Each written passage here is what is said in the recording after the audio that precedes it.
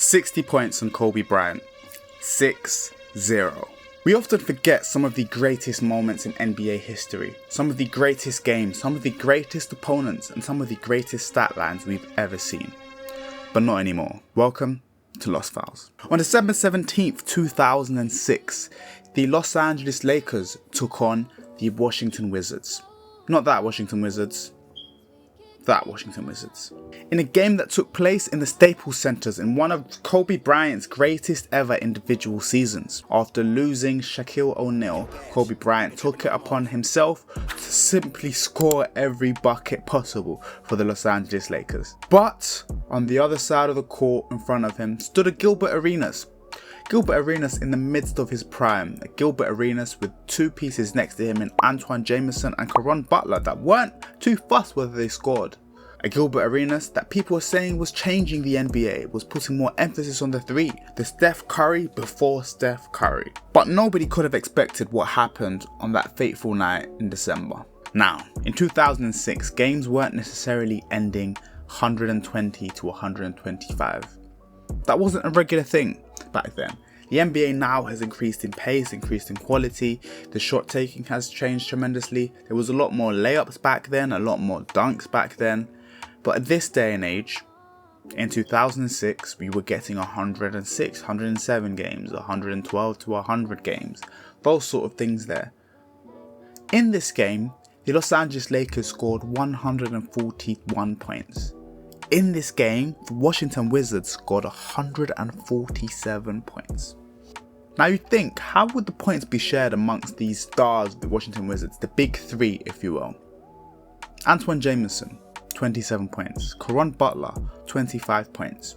That makes up around 50 points, and you know the team will make up another 40 or so if you have three big players. So how much did Gilbert Arenas score? Well, Kobe Bryant, one of the best defenders in the league at this point. He was a perennial all-defensive team player. He was hustling every single play. We know what Kobe Bryant puts into his craft. He's one of the best players we've ever seen lace up his shoes, and one of the most beloved players we've ever seen in today's day and age. Now we know that Gilbert Arenas started this game pretty slowly. I mean, he tried the first 3-pointer, missed the 3-pointer. 3 minutes into the first quarter, you know, a quarter of the way through the first quarter, and he scored his first point, a layup, 2 points. Not bad. Then he hit a mid-range. Then another midi. Now that's already 6 points in the first quarter. You know, 6 points, first quarter, 24 points if you get 6 points per quarter. Then he hit a 3.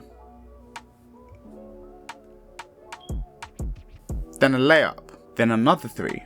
And that was the end of the first quarter. You know, add that together. 3 plus 3 plus 2. Plus 2 plus 2 plus 2. You got 6 plus 6 plus 2. That's 14 points in the first quarter. 14 points times by 4. 40, that's 64 points. You know, but obviously he'd get more tired, slow down the game. No.